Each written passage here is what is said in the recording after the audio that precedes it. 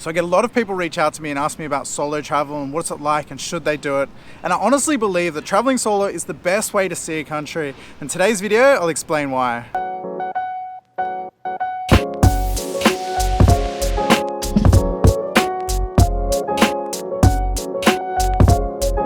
So for me, traveling solo is my favorite way to travel.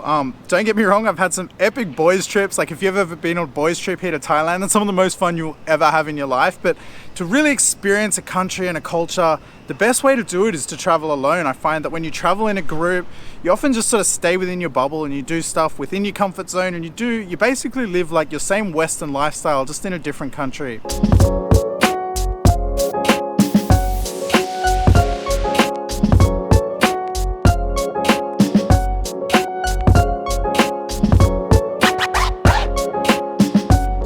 So I'll give some context to what I'm talking about here. My first solo trip was, my first solo trip was in the US, but that doesn't really count to me because the US and Australia are so similar. I went over with a friend from Australia and he stayed for a while and then he left, and I'd already knew people there and I was over there like racing my dirt bike and stuff. So for me, that was a very easy transition and I don't consider that as solo traveling. But my first time in Asia traveling alone, I was in Korea and I went with a different friend who was Australian, but he was living in Vietnam, and he came over and we met there. And we were in Korea having a great time. We'd had this whole 2 weeks planned together. And then after a couple of days, his work called him up and he actually had to go back to Vietnam to do his work that he had to do. He got called back on an emergency. And my initial response was like, oh, what do I do? Like, do I stay? Do I go? Korea is a very intimidating place. It's a massive city. You know, English is not used at all basically there. So it's really difficult to get by. And I was just like completely out of my comfort zone. Now, I ended up staying, and the next week and a half that I stayed there was the best week and a half of travel in my life. It was the best experience I ever had, and it honestly changed the way I viewed travel from then on.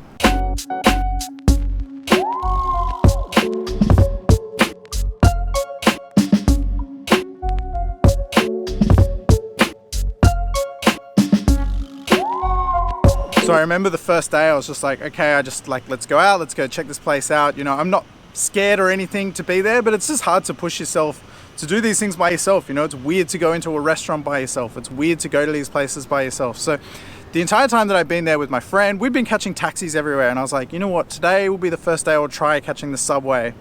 Subway's a little scary. It's like, you know, all the writing's in Korean. There is English signs everywhere and stuff and you can get by, but we hadn't even tried it. So at this point I was like, all right, let's do it. So I pushed myself and I went down and I caught the subway and I got to where I wanted to. So if you've ever seen the Korea subway map, it is insane. It's just like there's underground subway everywhere. So anyway, I got there all good. Like I figured out an English app, and even just starting then, that experience was cool. And I was like, oh, this is kind of fun and I'm enjoying this. So you definitely do things to get out of your comfort zone, but then they become more rewarding for you. Later on that night, I ended up going out to a bar. It was like a foreigner district. Anyway, I went out to a bar by myself. Now this is really weird, and this is probably the hardest thing to do, is to get out of your comfort zone and go to a bar by yourself or go to a restaurant by yourself. It's a really weird feeling at first, but the more and more you do it, the more normal it gets. And for me now, it's nothing. I can just walk into a bar by myself, a nightclub, whatever. You end up meeting people in these situations. You know, everyone's drinking, everyone's having a good time. So on that particular night, I just walked in, I was having a drink by myself, and Korean people are so lovely. Like some guy just came up to me almost straight away. I was like on my first beer and he's like, oh, where are you from? And we had a little chat and he's like, oh, come join me and my friends. And you know, sort of drinking with them, and there was like a pool table in there. We were playing pool and I got chatting with other people, and then I was you just end up bouncing around with all these different people. And then like I'd locked in plans for the next day, and then pretty much for the whole next week, you know, like you just meet all these people in these situations, and they were just like, oh, I want to see you again. So, hey, we're going out on Thursday night, come with us. And before I knew it, like the whole rest of my trip was booked out.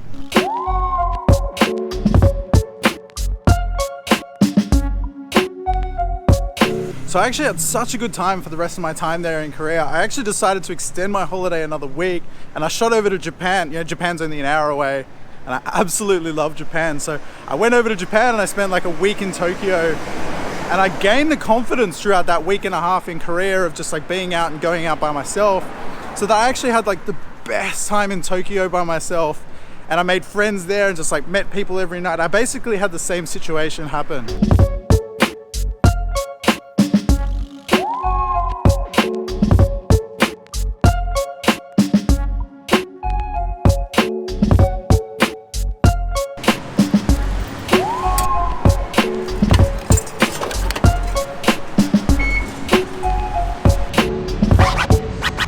So for me, catching the subway in Seoul was like the first really big thing I did when I was by myself. And if you've ever seen, I'll put the Seoul subway map up on the screen so you can see it. It's super intimidating, and I wasn't sure if it was going to be English signs or how I was going to go buying a ticket, but it was easy and the experience was really rewarding. I actually find it's the best way to do it, and you can download apps for like any country in English. So I've got an English like for Korea subway app, I've got one for here, I've got one for Japan, I've got one in Tokyo, one in Osaka.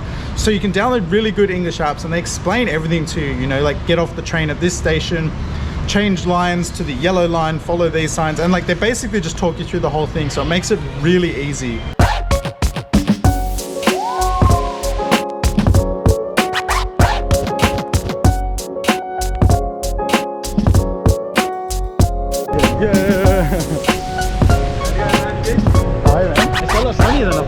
Alright, so I've come to see Dan. He's also another solo traveler. I thought he might have some stories or something to share with us. I got some stories. If somebody says they want to come on holiday with you, I guess to Thailand specifically, but a lot of places, fuck them off. Go alone, go alone. It was a happy accident for most people, right? Yeah. Mine wasn't. I like, all right, the first time I ever came to Thailand, 2010, this is a bit of a weird story. I did a clinical trial in the UK. You might not want to include this. I did a clinical trial where I tested a drug for a company, and then they gave me like $4,000 or something for staying in hospital for a week and testing a drug, which sounds really dangerous, but I was like 20 and didn't care. So I did that, and I took all that money and I just bucked off to Thailand for like 4 months alone. I went to Bangkok, I went to Koh Samui and lived like on the beach in a bungalow, and I loved it. It was the best thing. And that was your first solo trip? First solo trip, yeah. First solo trip ever. I did some stuff like I hitchhiked once from London to Morocco, which sounds really weird. That's the kind of thing you can't do alone for safety, right? But stuff like Thailand here, it forced me every night, which is okay in Thailand. You go out like Khao San Road or wherever, and you got talking to strangers, and you met like friends I still have now. And it forced you to do that. And that's what I was getting at when I was talking before. I said, like, you know, you need to push yourself to get out of your comfort zone. Yeah. And it's weird at first to like go to a bar by yourself or go drinking by yourself. But it's easier here. It's way more accepted. Like if I did it in London, if I went to a bar by myself, I would go home by myself. No one would talk to me. But like in Thailand, it's expected. Especially in Pattaya, I went to like some of the bars just on the strip, and there'd be another guy there. We get talking and spend like the day going out together You just or whatever. end up in conversations, like it just happens. And they're like, that's the best part of traveling, I think. People, obviously there's like the food or seeing the place and stuff, but the memories though, when you like have jokes with friends and people you meet, like we've met, right, and gone around and done stuff, it's that's it. That's all of traveling, I think. That's the most important thing. For me, I found going to a restaurant the first time by myself was the weirdest. But you get used to that, right? Yeah, you do, yeah. Yeah, I don't mind. I quite like my own company. Maybe I'm a bit of a loner. Yeah, but I like my own company. Yeah. But also, like, to compare it, I've like also gone on holidays like with a girlfriend or with a friend or group of friends and stuff, and you stick with your girlfriend or with that group of friends, and it really did limit like the amount of Thailand or meeting Thai people or experiences up. It kind of just limited you because there's two people trying to do one thing together. It just takes more time and stuff. And that's exactly my point, is that when you travel with friends, you stay in this bubble and you almost live like the same Western lifestyle. You do the same things that you would do back in your home country. Oh, we see that. Another country.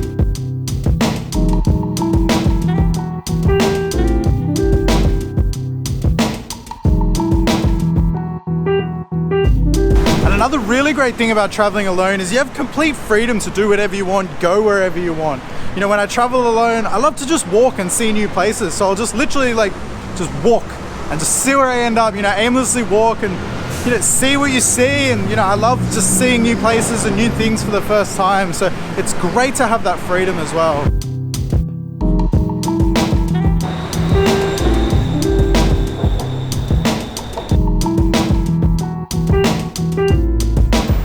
And another thing you can do, and my personal favorite, is jump on Tinder. You know, honestly, I should get paid by Tinder for how much I promote them. But it's a great way to meet people. You know, I've met people all over the world doing this, and you can just put on your profile that you're just looking to make friends, and you'll meet people really easily doing that if that's all you're after. There's a lot of people on there that are proud of their country and they want to show people traveling what their country's like and what their culture's like. I cannot recommend it enough. And you know, you might also wind up having like an amazing date and a great time.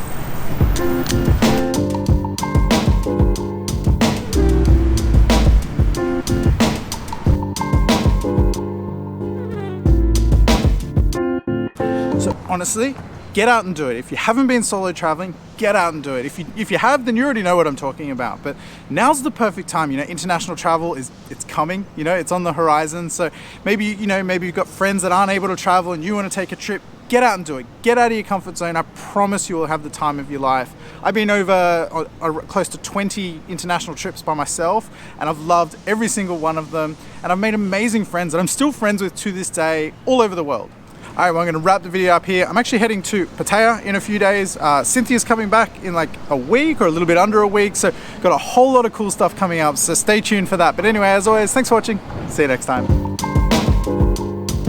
That's cool. You're happy to have that drug research thing in there? Oh yeah, I don't care. Yeah. I've done that a few times, clinical research when I was younger. It was so good because in the UK. There was something wrong with you. In the UK. So the owner, he taught me how to make pizzas. The owner, he was a great guy. You know, we ended up becoming great friends. He was a really nice guy, and he taught me how to make pizza, which was a lot of fun. And I was really enjoying the first day. It was going well, and I was like making notes of what I needed to remember and how to cook and everything like that.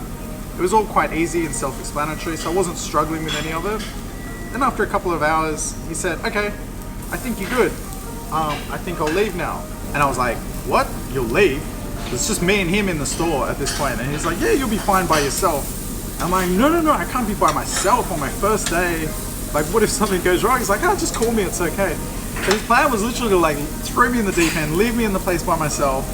And I was like terrified at this point. I'm like, oh my God, someone's gonna come in, they're gonna talk to me, I'm not gonna understand them.